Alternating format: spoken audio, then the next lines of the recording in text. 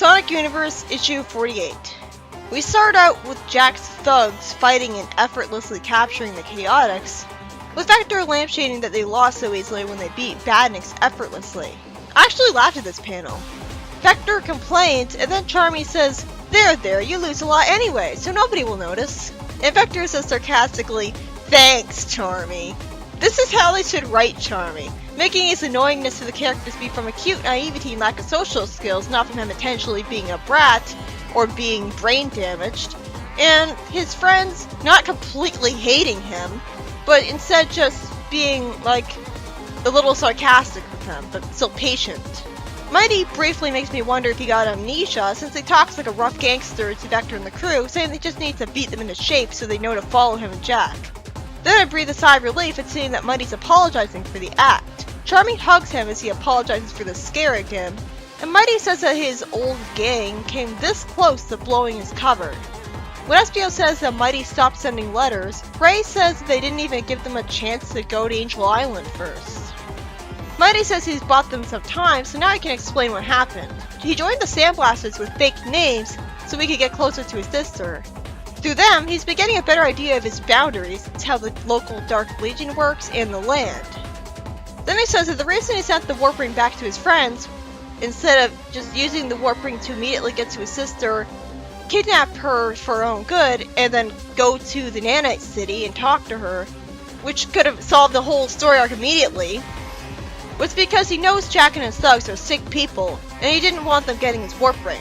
Why didn't he just explain everything to his friends in one last letter? Oh right, because it'd be better if we just found out about this now.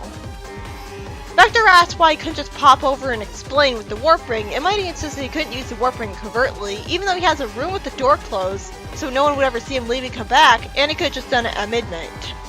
Then Mighty angrily asks Vector if he's gonna hold him joining the Sandblasters against him. Vector admits that he does hold some grudges, like he did against Espio and Julie Sue.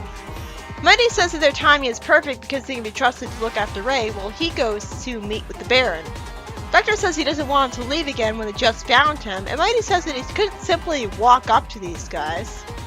Mighty says that based on what he's heard, the Baron is a reasonable man, as long as he's just talking to him and not an entire team of Sandblaster lunatics.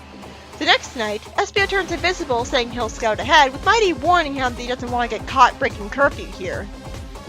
I guess in Sandblaster City, they assume that if you're out at night, you're gonna join the Dark Legion.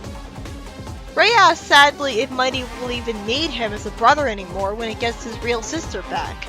As he starts to cry, Vector reassures him with his hand on his shoulder, reminding him that Mighty called him family, and Charmy reassures him that he's about to gain a sister. It's nice to see the Chaotix being genuinely nice people. The Baron tells his men to fire because he doesn't buy that someone who takes down tanks would actually surrender, so Mighty spin dashes around to use his super strength before telling a terrified goon that he was hoping he'd capture him now. That's pretty funny, actually.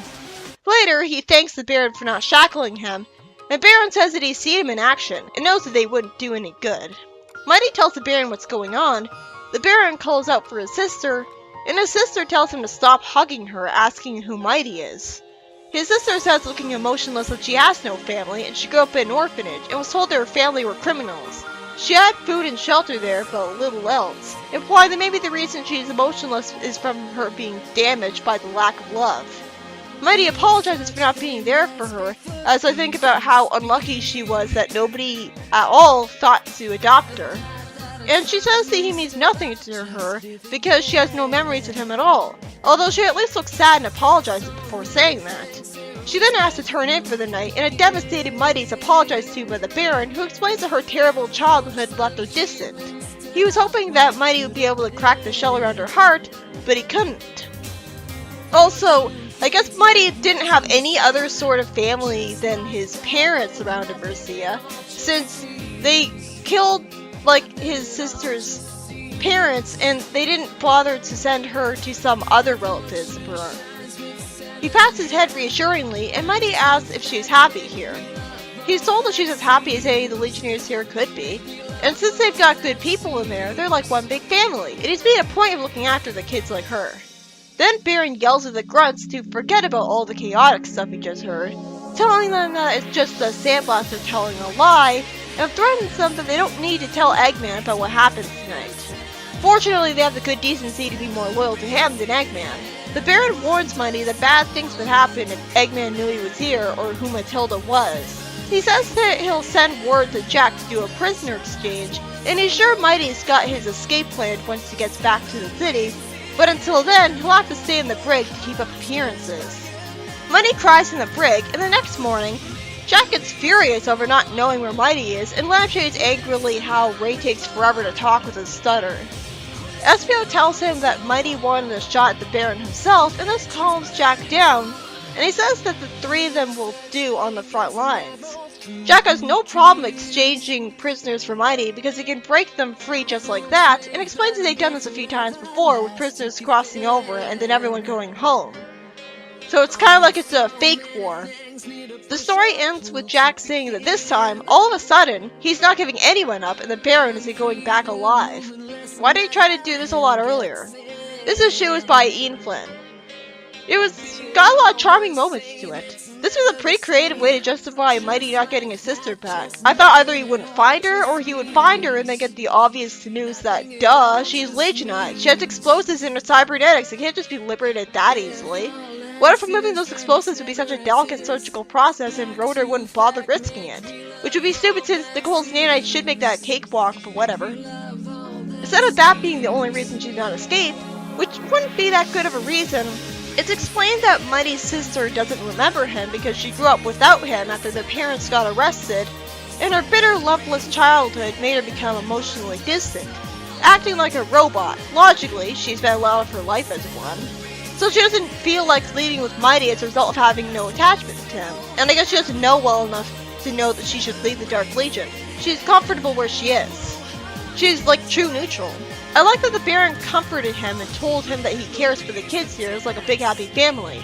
I love that they put so much effort into Mighty's sister Matilda with her backstory and having a memorable personality, instead of just being a boring, happy little girl. Although, again, this whole story never should have happened because Mighty should have just used the warp ring, warped straight to his sister, and then just gone to the Nanite City. I mean, I guess I'm supposed to believe that that's not how warp rings work, and you have to clearly visualize where you're going first to go there. And he didn't know the land well enough, or even know what she looked like to warp to her. But does it really have to be that complicated? Can't a warp ring just be you press buttons and you go certain places?